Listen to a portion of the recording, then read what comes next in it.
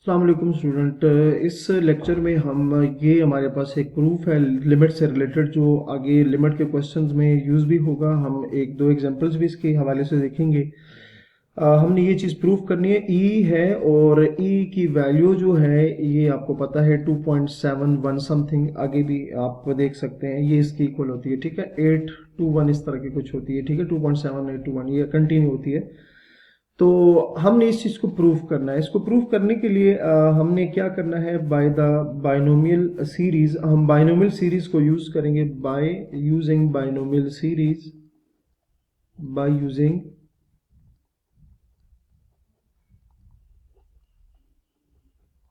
Using binomial series. अच्छा, limit को छोड़ के ना जो बाकी वो लिमिट हम आखिर में अप्लाई कर देंगे, तो बाकी हम लिख लेते हैं 1+1/n raise to the power n। ठीक है। अच्छा, बाइनोमियल सीरीज क्या होती है जी, हमारे पास वो होता है 1+n। n से मतलब जो पावर होती है, x का मतलब ये होता है 1 के अलावा जो कुछ टर्म होती है वो आपका x होता है।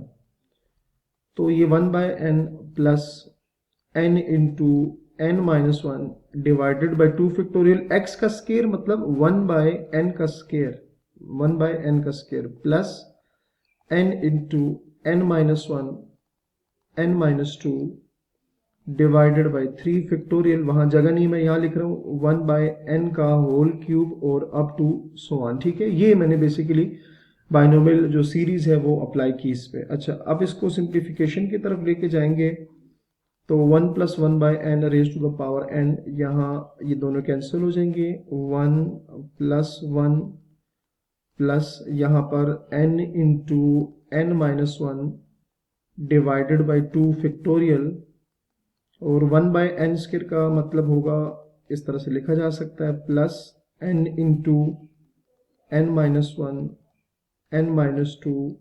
ठीक है, n-2 तक, और उसके बाद आ जाएगा हमारे पास 3 फैक्टोरियल, और 1/n³ का मतलब होगा 1/n का होल क्यूब, 1 इसको लिखा जा सकता है अप टू सो ऑन। ठीक है, ये इस तरह से हमारे पास कंटिन्यू होगा। अच्छा, अब हमने करना ये है कि जो टर्म्स कैंसिल हो रही हैं हम उनको कैंसिल कर देंगे। ठीक है, जो चीज़ें कैंसिल हो रही हैं वो हम कैंसिल करेंगे। आप देखें तो ये एक n इसके साथ कैंसिल हो जाएगा, यहाँ पर 2 रह जाएंगे। ठीक है, तो रिमेनिंग जो टर्म्स इनको लिखेंगे 1+1/n raise to the power n। 1+1 इनको फिलहाल एज इट इज लिखिए, 1+1 प्लस, अब देखिए यहाँ पर मैं इस तरह से करूंगा, 2 फैक्टोरियल को बाहर लिख लेता हूँ, 1/2 फैक्टोरियल, 1/2 फैक्टोरियल, और n-1 divided by n square कर देता हूँ, n-1 divided by n square.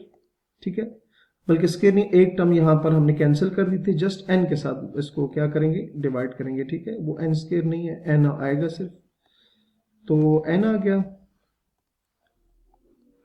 अच्छा जी, उसके बाद प्लस n-1 n-2, बल्कि उसको पहले लिख देते हैं 1/3 का होल फैक्टर 1/3, और स्टूडेंट यहाँ देखिए आपके पास यहाँ n स्केयर बचेगा ना, तो मैं उसको इस तरह से लिख सकता हूँ, n-1 n-2,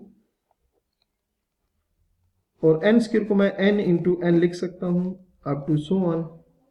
तो 1+1/n raised to the power n will be equals to 1+1 plus 1/2 factorial, इसको डिवाइड करेंगे n डिवाइडेड बाय n, तो आ जाएगा 1 माइनस 1/n प्लस 1/3 फैक्टोरियल, और यहाँ पे अगर आप देखें तो n-1 divided by n, n-2 divided by n, दोनों को अलग अलग लिखा जा सकता है up to so on.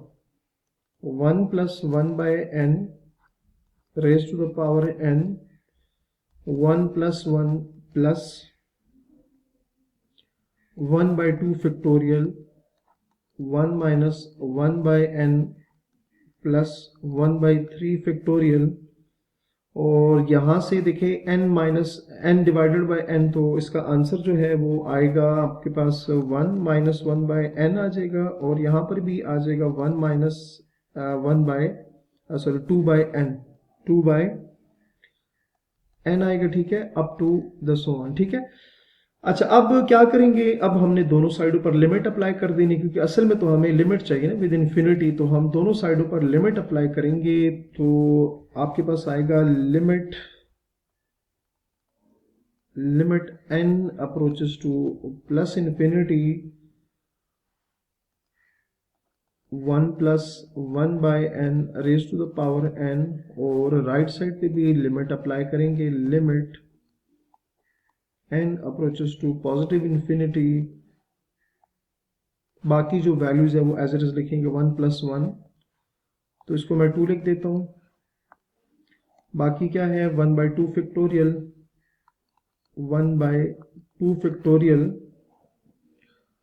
1 minus 1 by n plus 1 by 3 factorial 1 minus 1 by n 1 minus 2 by n up to so on, ठीक है, ये आगे continue up to so on चलता जा रहा है, ठीक है। अच्छा, लेफ्ट साइड तो एज इट इज आ जाएगी, limit n approaches to positive infinity 1 plus 1 by n raise to the power n, ठीक है।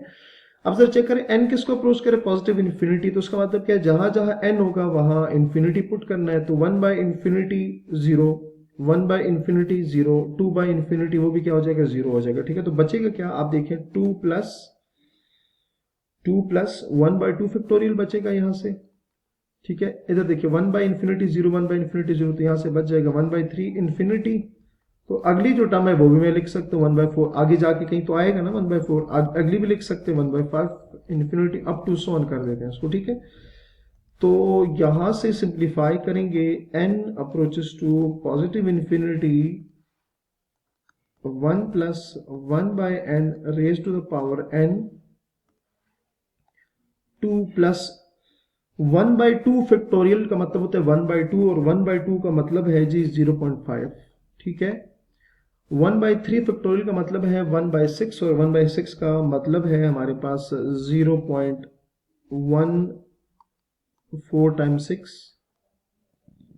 7, प्लस 1 बाय 4 फैक्टोरियल का मतलब होगा 0.041 667 अप टू सो ऑन, ठीक है।